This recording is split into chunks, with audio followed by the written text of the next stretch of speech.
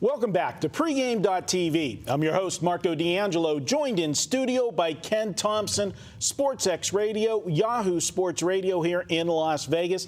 We're going to preview Game 6, Indiana and Miami. And I'm going to tell you right now, if you reach over and blow a kiss in my ear, I'm going to punch you, okay? So don't try to pull Lance Stevenson. There you go. What about Game 5? I mean, let's start it. Foulgate, conspiracy theory, everything. LeBron James gets called, a couple of them very ticky-tack fouls. A couple of them were deserved. One could have went either way, but definitely the whistle was going in Indiana's favor in Game 5. No doubt. But at the end of the day, Paul George makes some big shots down the stretch. He played his best game. There is no doubt. If he can play like that in Miami, we have a chance to send it back to Indiana.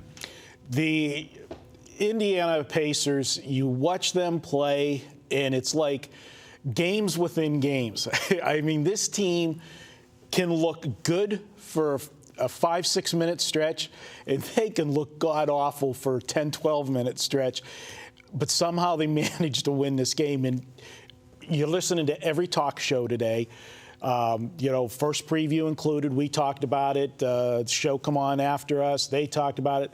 A lot of people are just, well, this thing's over as soon as it goes back to Miami. LeBron James only played how many minutes, scored 7 points. That's not going to happen. And even without LeBron, they only won by 3, Indiana. Mm-hmm. What do you think? Well, let's remember on the closeout game against Brooklyn, they only won by a deuce. So I'm not, Miami doesn't have that same chemistry that they had a couple years ago to where they were blowing teams out in the playoffs. They're winning games. They've had a couple decent wins.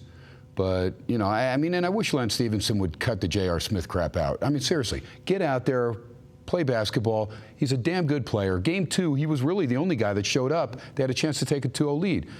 If he continues to play like he did in Game 2, they probably have another W, and they're up 3-2 instead of down 3-2. So I'd like to see him get it back to Indiana just to see if that home court advantage in Game 7 that they said was the difference last year, they would have had Game 7 in Indianapolis last year, they think they would have won the series. Somehow, some way, through all the craziness of the last month and a half of the Indiana Pacers, they could put themselves in that position to get where they wanted to be, although it wasn't the path we expected them to take. Absolutely. Well, you know what? This is my free play. Yes, it is, Marco. Make it official, pal. All right. All right, we're going to take a look at this game, and I'll tell you what, the world will be on the Miami Heat in Game 6. They're going to say, going back to Miami, they've already won the 2 games there, both by double digits, and they're going to be in an angry mood after what happened in Game 5.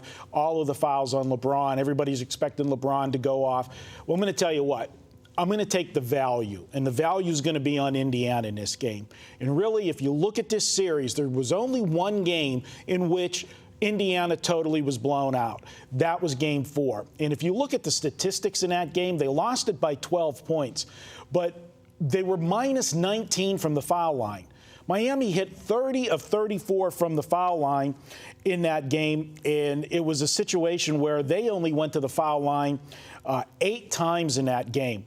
And it just was an incredible discrepancy. Also in that game, Roy Hibbert, as he had done so many times throughout the playoffs, was missing in action. He had 0 points in that game in 20-some minutes of action. I look, and they only lost that by 12. I look at this game, and I look at Game 5, and people say they only won by 3 with no LeBron. Look at the stats a little deeper. Miami, they didn't get the fouls in that game. We knew there would be a balancing act, so to speak, after they got all the calls in Game 4.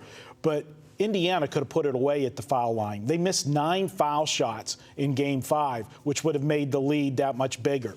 Also, if you look at what Miami did from three-point range, I don't expect them to do that again.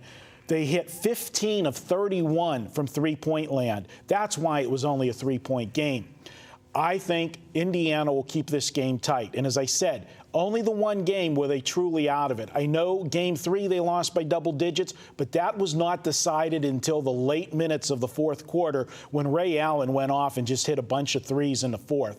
I think Indiana takes this right down to the wire, and Ken mentioned it. Same thing happened in the Brooklyn series. When everybody expected Miami to blow Brooklyn out in that last game, they won, but they didn't cover. And I see another game similar to that. I'm going to take Indiana, and I'm going to grab the points. This line opened up at 6.5, went to 7 right away. I am seeing 7.5s right now. We're taping Thursday night in Vegas. You might even see 8 by game time. Grab the points with Indiana. Look for this one to go down to the wire. And if we're lucky, we'll get to see that Game 7 that the Indiana Pacers wanted so badly. I'd like to see what happens if they have the home court. And my play for Friday night is to take Indiana plus the points. Anything you want to add before we send it out? It's good stuff. I'm hoping we get a Game 7 as well, but I see where you're coming from. Indiana's playing for their lives. If they don't get the win, they at least want to be in the game. You're going to get, as Chuck would say, their best effort. There you go. All right, we're going to be back. Another Friday night video. We're heading to the ice. The Iceman next to me is going to break down Chicago and the LA Kings. That's up next, pregame.tv.